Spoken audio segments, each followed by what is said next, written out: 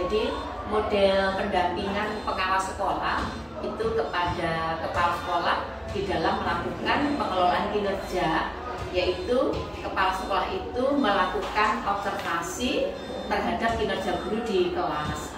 Nah, di tahap awal perannya pengawas itu adalah melakukan pendampingan, sehingga kepala sekolah itu kita dampingi, juga guru itu melakukan perencanaan kerja di PNN.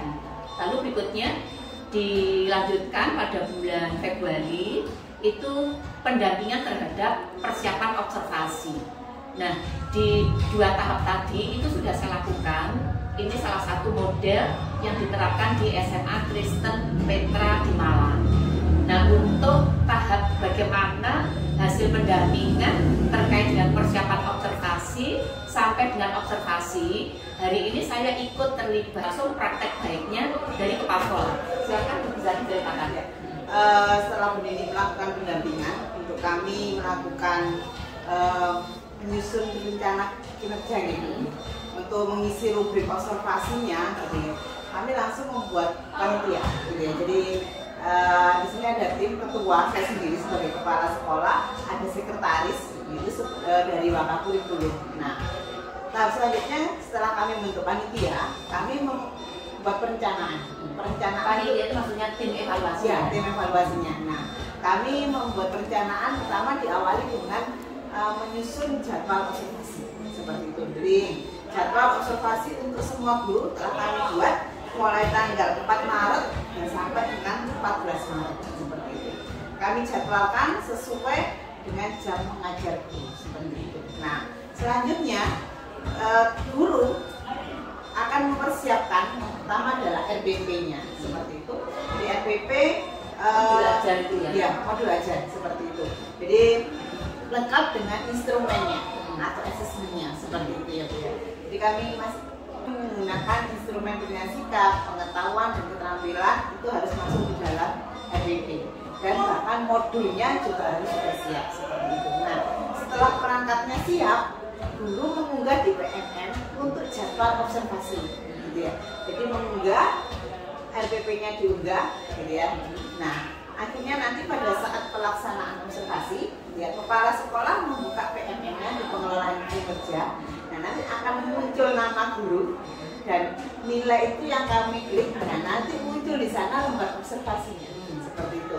Nah, mungkin yang seperti ini. Jadi ini untuk Bu Yohana, untuk target perilakunya ini yang pertama, guru memfasilitasi kegiatan pembelajaran yang memberi peran pada semua peserta didik. Target yang pertama. Target kedua, guru mengajukan pertanyaan yang menstimulasi proses diskusi dan berpikir kritis. Dan yang ketiga, guru memfasilitasi terjadinya diskusi kelompok yang interaktif dan inklusif. Jadi kepala sekolah melakukan observasi berdasarkan rubrik yang ada seperti itu. Ini instrumen ini dan instrumen yang dari PNN seperti itu. Nah, apakah pada saat observasi itu sudah muncul atau tidak? Nah, seperti itu. Nah, kami jikalau sudah muncul dan sudah efektif, saya akan menuliskan di situ terpenuhi. Ya. Ada 3 pilihan ya, belum dilakukan, ya, dilakukan belum efektif, dan sama dilakukan dan sudah efektif seperti itu. Jadi ada 3 itu ya.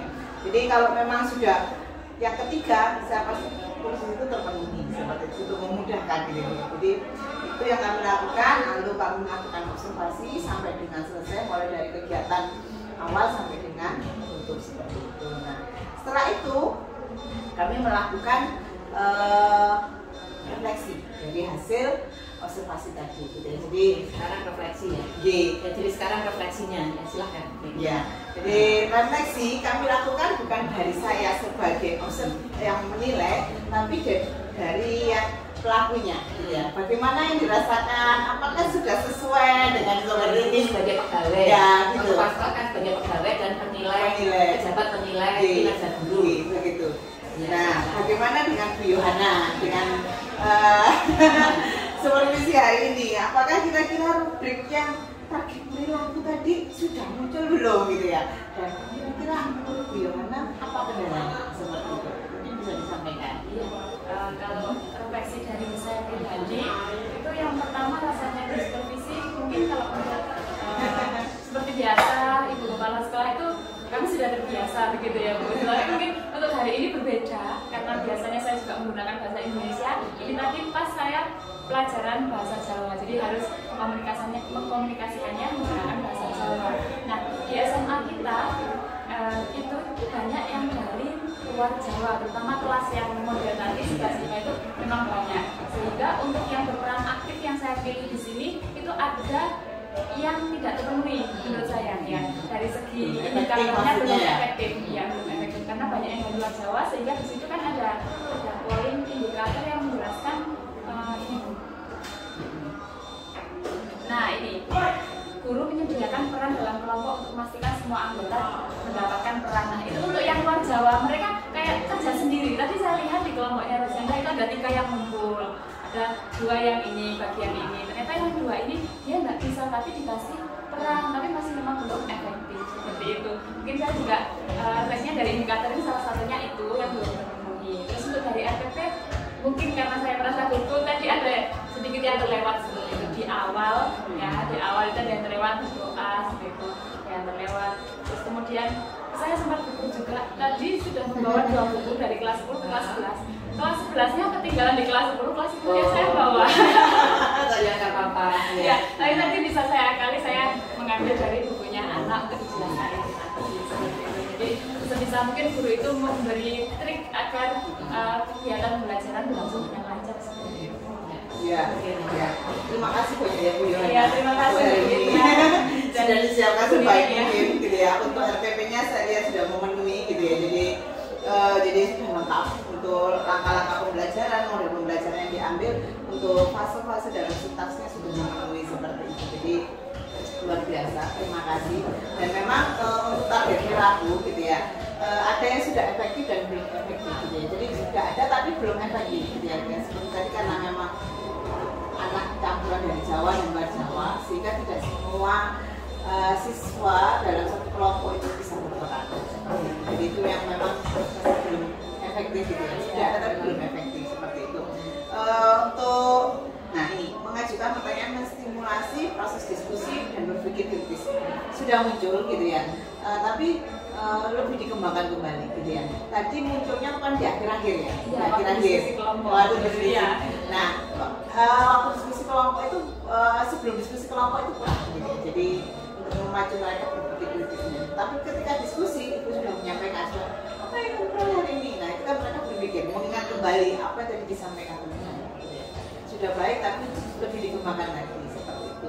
Dan ini untuk yang target perilaku yang ketiga, guru memfasilitasi terjadinya diskusi kelompok yang interaktif, kritis dan inklusif ini sudah terpenuhi di sana seperti itu. Jadi sudah efektif, sudah berjalan dengan baik seperti itu.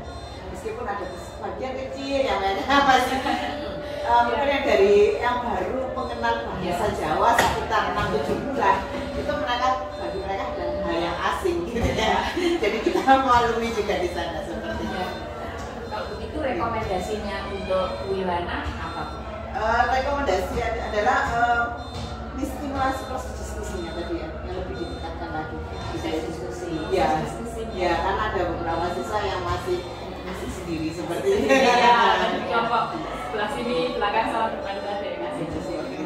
Kalau boleh tahu untuk pengembangan kompetensinya di Bu Yohana yang dipilih kemarin apa yang di PMN? Berperan aktif di yang pengembangan kompetensi kan ada 32 poin. Oh, ada pilihan. Yang pertama itu sampaikan topik, yang kedua pelatihan seminar, yang ketiga ngobrol. Oke, yang topik tadi yang di PMN. Oke, kalau begitu rekomendasinya bantu. Jadi dengan adanya catatan dari kepala sekolah itu nanti akan berdampak kepada rekomendasi dan tindak lanjut. Kalau begitu rekomendasinya tadi berkenaan dengan bagaimana guru bisa mengoptimalkan memerankan murid ya, di dalam diskusi, mungkin nanti juga kaitannya dengan pengelolaan kelas.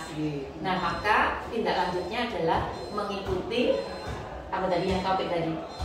Yang saya belum sampaikan. Apa? Namanya apa? Pengembangan kompetensinya? Apa ya? Iya. Lupa Bu. Kegiatannya di mana? Sertifikat topik itu mengikuti pelatihan-pelatihan yang disediakan di PMN, kita mengikuti itu, terus ada sertifikat kemudian bisa Nah, dilakukan di dalam berarti kelas. rekomendasinya mengikuti pelatihan mandiri di PNM yang nanti topiknya mengambil tentang apa tadi? Diskusi. Ya, Diskusi dan pengelola kelas. diskusi dan pengelolaan kelas. Lalu tindak lanjutnya berarti pada bulan April dan Mei itu guru merealisasi itu. Ya, sehingga tidak sekedar mengejar sertifikat, tetapi itu ada kaitannya dengan apa yang ada di kelas tadi yang perlu dikembangkan sehingga kompetensinya itu bisa dipenuhi dari keikutsertaan pelatihan mandiri yang ada di PNM. Gitu ya. Jadi demikian ya kegiatannya itu ada perencanaan kerja, setelah itu persiapan, itu pra observasi gitu ya. Lalu observasi hari ini, setelah itu pasca observasi itu situasinya seperti yang tadi. Jadi ada refleksi dari guru, kemudian penguatan dari kepala sekolah karena saya juga ikut terlibat. Saya juga memberi penguatan dan mengingatkan bahwa apa yang ada di kelas, apa yang terjadi di kelas itu nanti ada kaitannya dengan tindak lanjut di pengembangan kompetensi. Nah, sehingga nanti apa yang jadi praktek pembelajaran itu akan terpenuhi di pengembangan kompetensi, sehingga nanti pada praktek pembelajaran berikutnya mungkin di periode yang kedua, Juli ya, Juli sampai dengan Desember, itu guru itu akan semakin meningkat keterampilan mengajarnya, praktek mengajarnya itu semakin baik. Mudah-mudahan ini bisa menjadi sebuah model yang menginspirasi teman-teman. Terima kasih. Ibu kepengen orang yang komunikasi hasil diskusi nih ya. Di sini.